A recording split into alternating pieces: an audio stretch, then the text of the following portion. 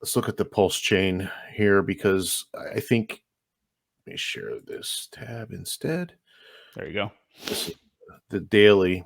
Um, so yeah, we did have a very nice run up, several green candles in a row.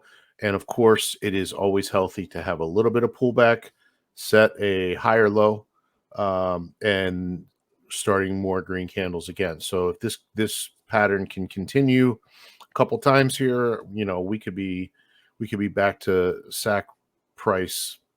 I don't know. We're pretty far below it, but End of the year. 001, right? Yeah. Yep. 001. So, Yeah, right we're up looking there. Right up there where you are. Yeah. right in here. So, yeah, I mean, like I said, this pattern can continue, and don't get discouraged, because pullbacks are healthy. You don't want to see a parabolic run without some sort of correction. The corrections are always good, because that's people that are taking profits and getting out. It just allows it to go up faster when those people don't have any funds left to sell. Now, I know with the sacrifice, there's still a lot of funds out there. There's a lot of wallets that have money. They're probably looking to break even that SAC rate. But then again, there's a lot of diamond-handed people that are also out there that are looking to see it get to a penny or so. So, I mean, I can see both sides. We're going to have the traders trading and doing the degen stuff.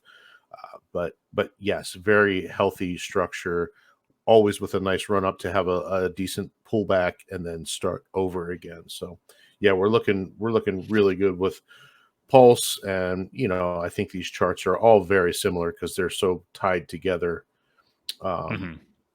Just not as here. Logarithmic. So it's just a very similar structure, just not quite as pronounced as the pulse chain. But again, they're all moving together. Incentive has been a little odd as well. I don't know if you've looked at this or not. Not the chart. Well, I know it's, the furthest down.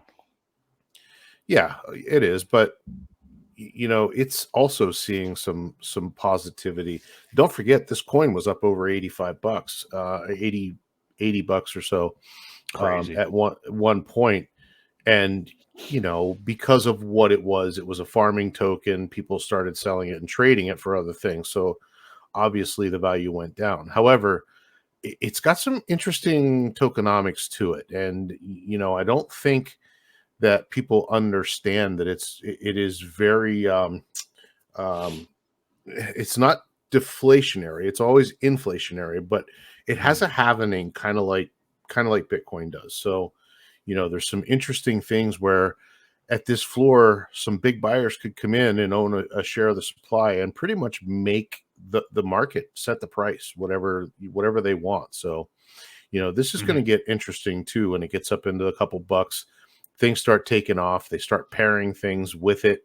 And as the bull run, as we know, the rising tide lifts all the boats. So that'll be interesting too. I'm just kind of interesting to see what happens with it, if it's just a constant sell coin, or if it does get a little bit of structure. Yeah, and Hex is looking the same way. So yeah, overall looking good. Yeah, I think people will. I mean, I've even heard some people talking about just buying incentive token spot right now. I mean, like, I know that's not something everybody would want to do, but yeah, I mean, it is, being able to earn yield off it obviously is a nice thing. We'll have to see how it comes back. But as far as the actual pullback of the overall ecosystem, definitely healthy, I think, for sure. I mean, like, we just saw parabolic rises for day after day after day after day. And again, like you said, it's going to hit resistance at some point and come back. I know I took advantage of the opportunity here the last day or so to buy this dip after we've come back a bit. So let's hope that we maybe with Pulse specifically at the 4 zeros and a 5-ish area, 50% off the SAC rate, maybe created a new floor right there. We bounced off it pretty nice, coming up here towards 6 again. So we'll see if it continues to do that. Resistance that it hit was a little bit over 7 the other day. So yeah, we'll see kind of where we go after that. But yeah, this is, it's still, it's funny because everybody gets FOMO when they see these moves. It was pretty insane, especially for how down everything has been for so long. And I think a lot of people started to FOMO in, hey, not telling anybody else what to do, but I think for you and I, fly your FOMO flag. I gotta be very careful how I say that, but fly it high, because we are still super early. We're below sack rate, so it's like, don't feel bad if you FOMO'd. It's not like you FOMO'd into the all-time high. Like we're nowhere near out of the woods here. So no, so go ahead. It's still a great time to DCA. Is what you're basically bottom line is.